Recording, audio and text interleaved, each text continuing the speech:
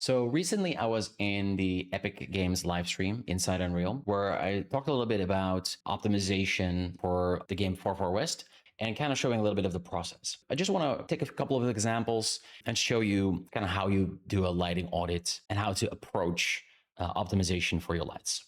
So one of the first things that I want to show off is actually one of the things that we do with lights that is not use the standard inverse square fall off on a light. And so you can actually see that here, if we just go into this particular cart, where we have actually a pretty small light cone.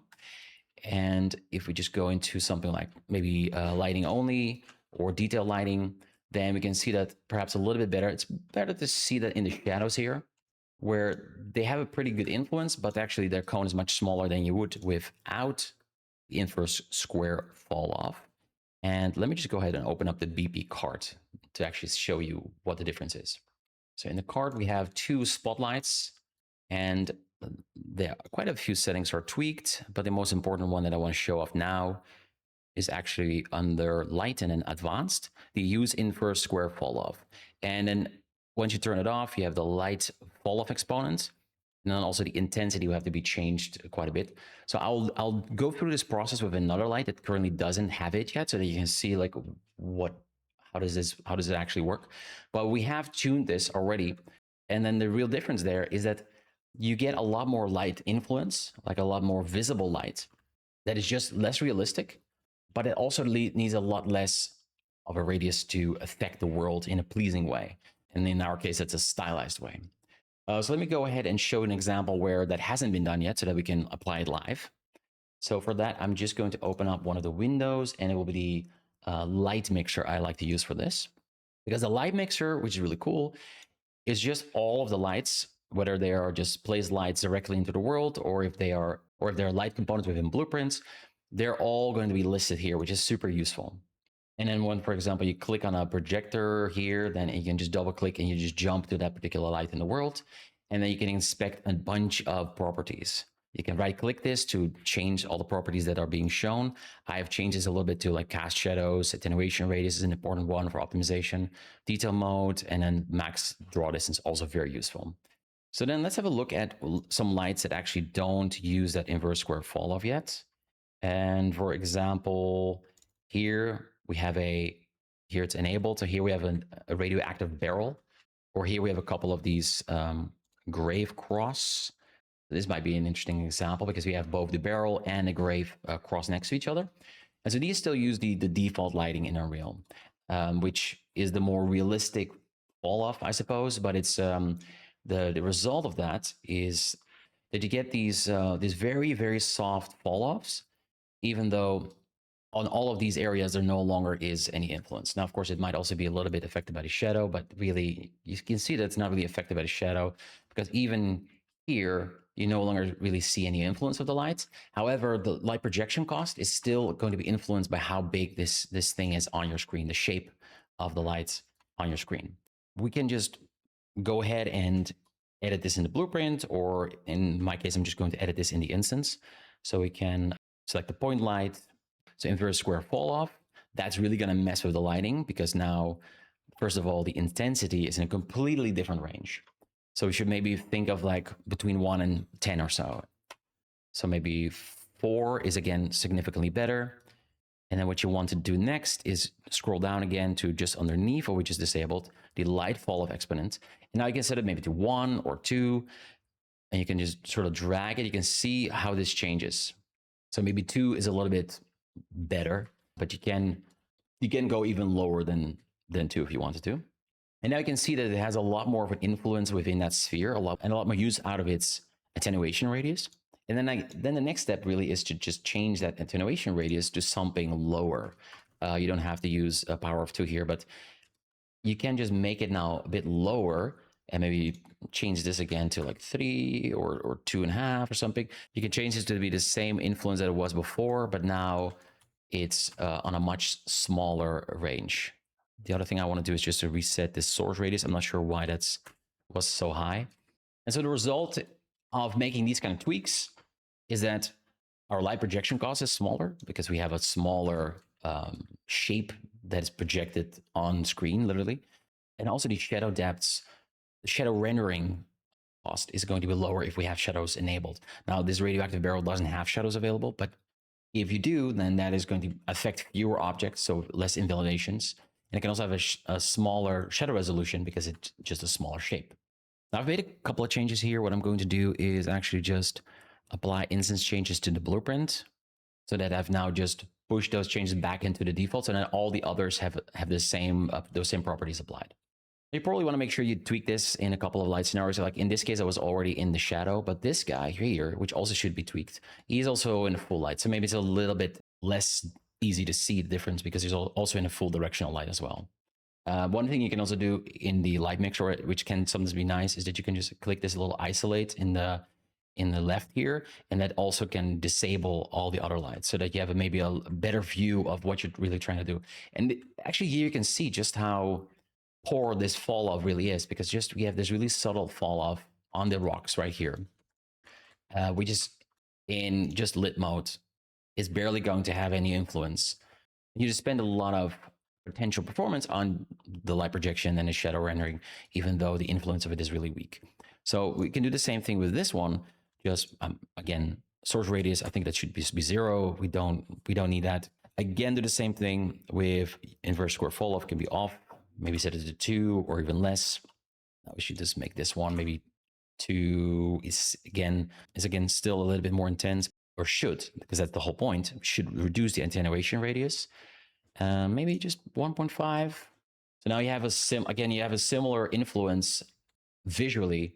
It no longer really affects this area right here. Also, maybe if there's like a player walking past, that would be affected less now because this shape is not going to overlap with him as much. I don't think we're really going to need it. So I'm just going to click on this. I'm just going to click on this little headphones icon again to remove the solo view. So this way we can slightly improve performance for our lighting. And one other way to validate this is to just have a look at, well, we should do a before and after look, but I already made the changes, is the optimization view modes and then light complexity, where now we have these lights that have a lot less overlap than they were before, because they used to be like literally twice the size. And so if you have a lot of these close together, that is further going to poorly influence lighting performance. So then I want to show 2 more examples. Actually, the first example that we were. So this here we have those cards where they also have that same inverse square fall off disabled. And then the other thing you would want to do with most of your lights, so long as they don't affect gameplay negatively, is to have a sort of a fade range. So over here, we also see a max draw distance and a max distance fade range. So this max draw distance is going to affect or determine when your lights are going to just turn off. So I'm going to use the light complexity again, because then we can see it more easily. So at a certain distance, quite far, you can just see them popping off and popping on. We have that visually show up less, because now I'm just going to zoom in. So I'm using the right mouse button and holding C or pressing C to zoom in like this. Now you can sort of see them pop in. If you don't want that, you can also just set a fade distance. So let's set them both to like 750 on this particular instance, which is the front card. So now if we were to zoom in on the front card and we make sure that it's all off, and if we were to walk towards it, it will slowly go on, and you should see it less. Let me see double. Let me see that a little bit better. So very zoomed in. Now a little bit over here, it was fading in, but you didn't even really notice.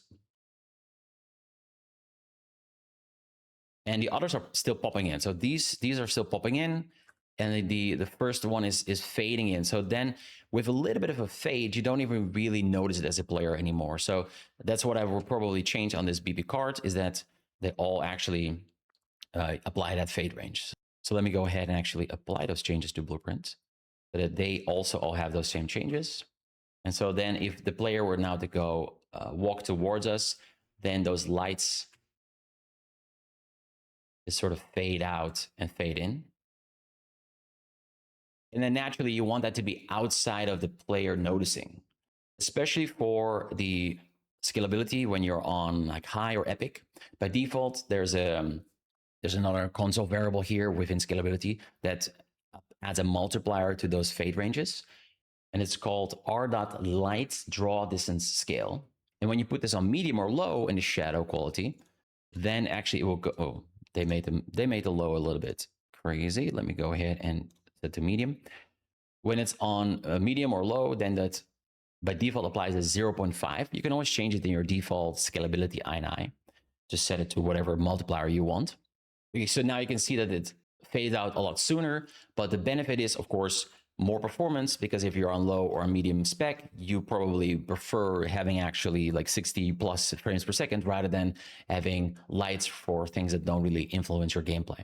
So let's go to another example. For example, the projectors. So we have a couple of these projectors, actually quite a few in the map, and they also consist of two lights. The first one is actually a spotlight that shows this little, well, spotlight on the floor. And then we have a secondary light, which is this unshadowed point light, which is more of a self shadow and has a bit of a shadow influence surrounding the projector. So this is another example where it's maybe of more influence, because now we're also shadowing the floor. If I just solo mode that as well, then we can see like, well, here it's lighting up the tower, and it's also having this light influence on the floor.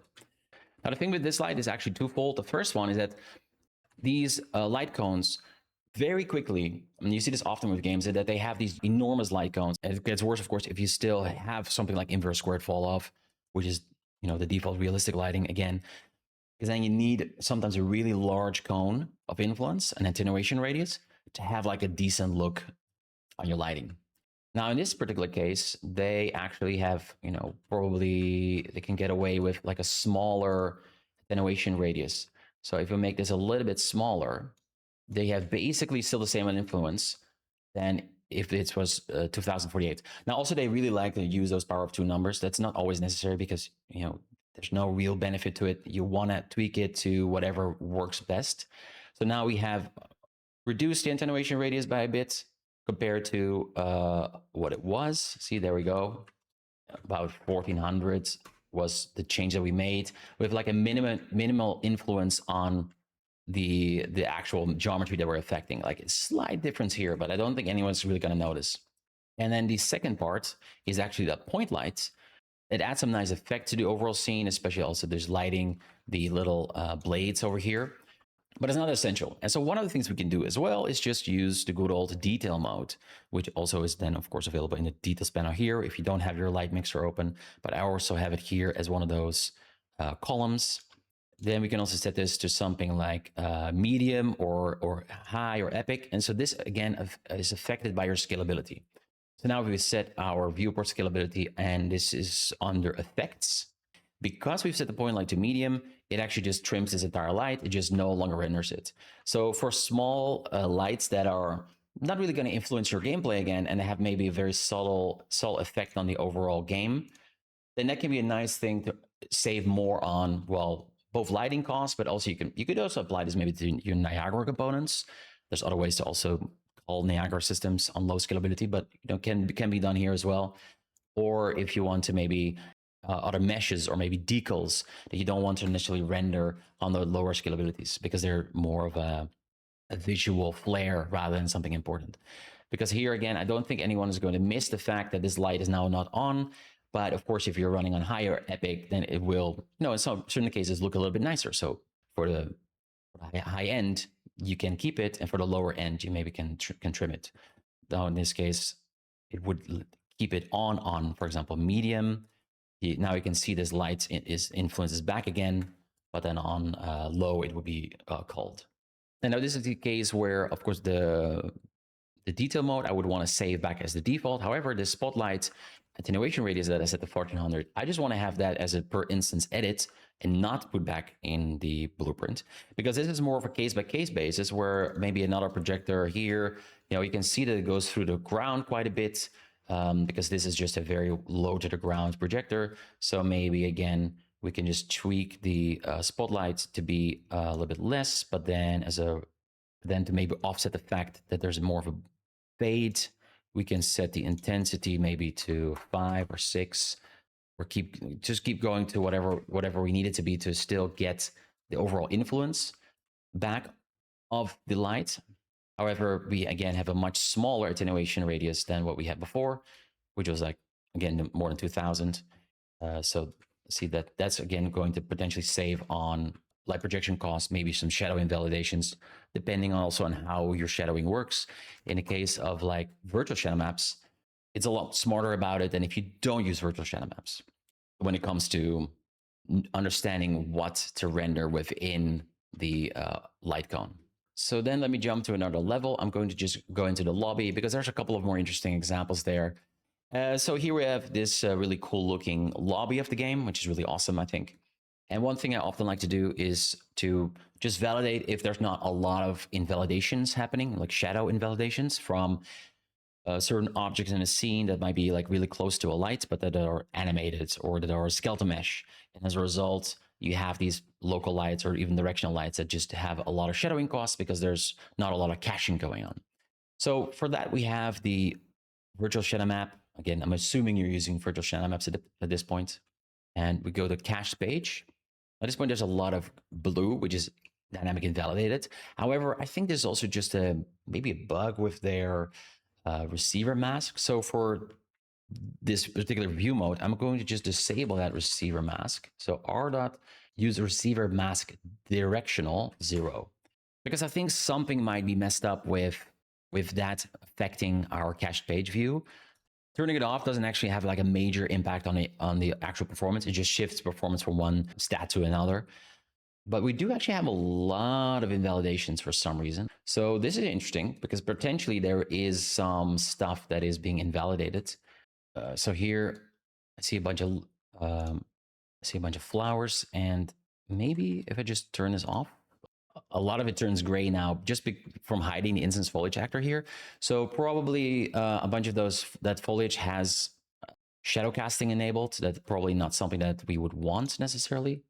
So let's go ahead and see like what's going on, because this is probably way too much of the shadow invalidations. And also usually what I just end up doing is I just zoom in on shadows, and then you can see them getting smaller. And at some point you just see maybe, oh, okay, maybe it's this one, or which mesh is actually causing this invalidation. So if I just hide this thing, yeah, okay. So this lily pad big is actually causing invalidation. So we see the same lily pads here also causing those invalidations. Now, another way to do this rather than just guessing is this Shadowcasters view, which I think is super interesting. So that's under Virtual Shadow Map Shadowcasters. So this is going to be much more interesting to actually validate like what's going on, because now you can also see that, for example, these sunflowers or sunflower looking plants are blue. So they're dynamic, because you can see all of the information on the left here. Dynamic may be invalidating. Okay, interesting. Maybe invalidating.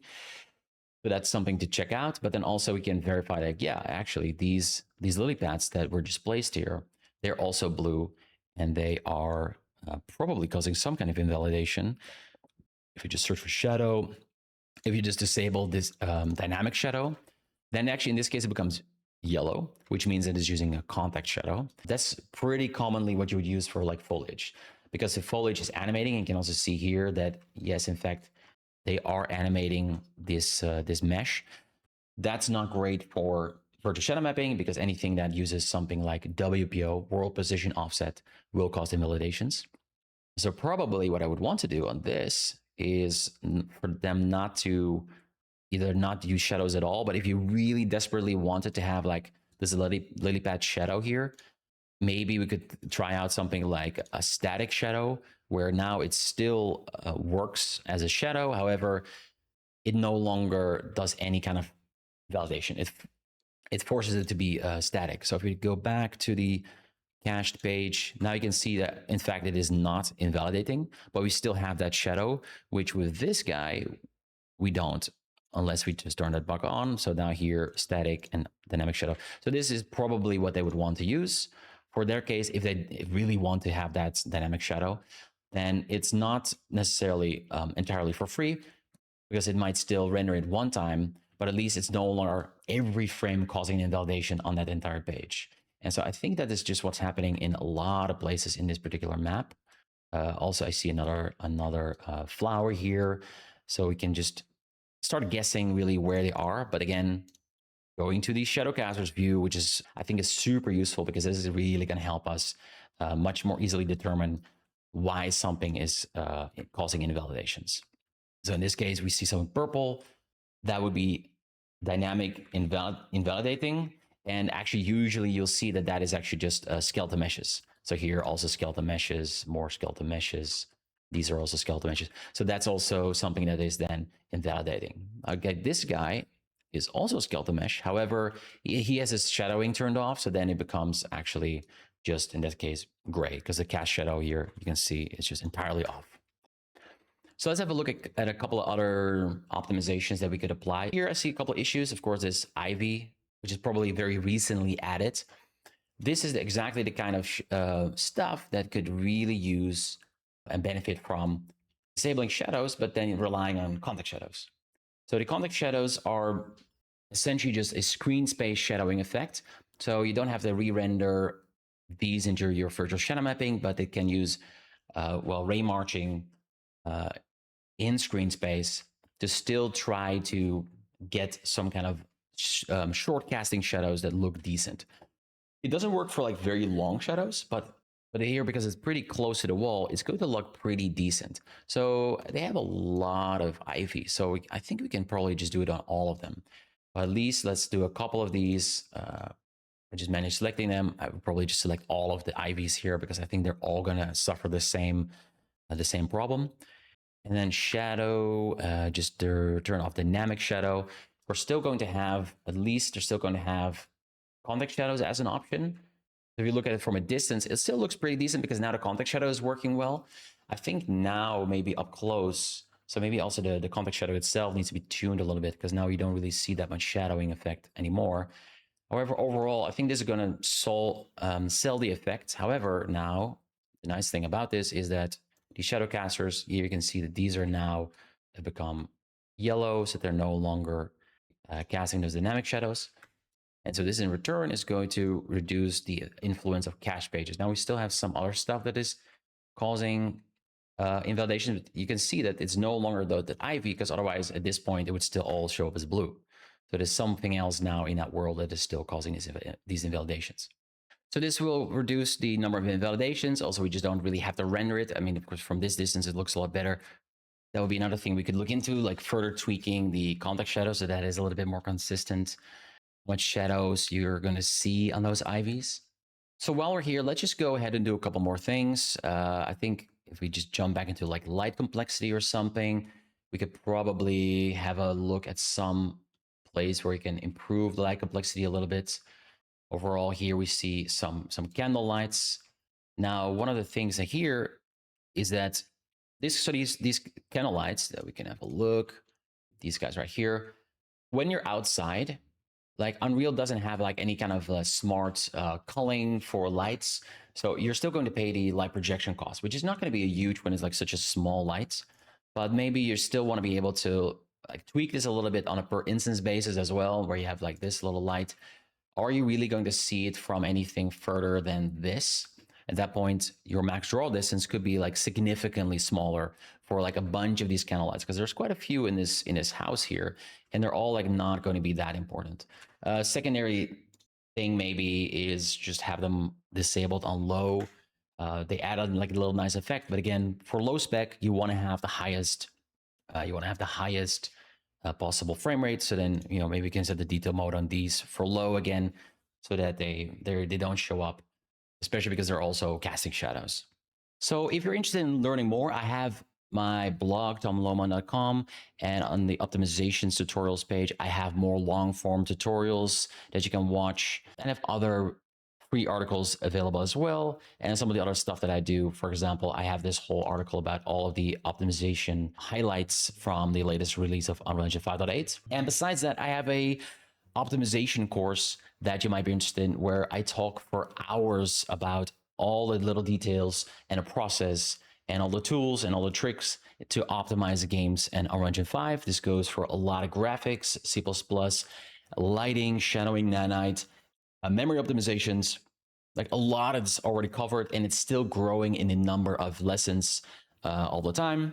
So go ahead and check that out as well, because there's really a lot of stuff already there that is like super valuable Here we see, for example, you see some Nanite lessons available on how to actually optimize Nanite, virtual shadow mapping. There's just a lot of stuff already covered, and more videos are still being worked on because there's just so much to talk about when it comes to optimization. You're never really done, and just the breadth of topics is just enormous.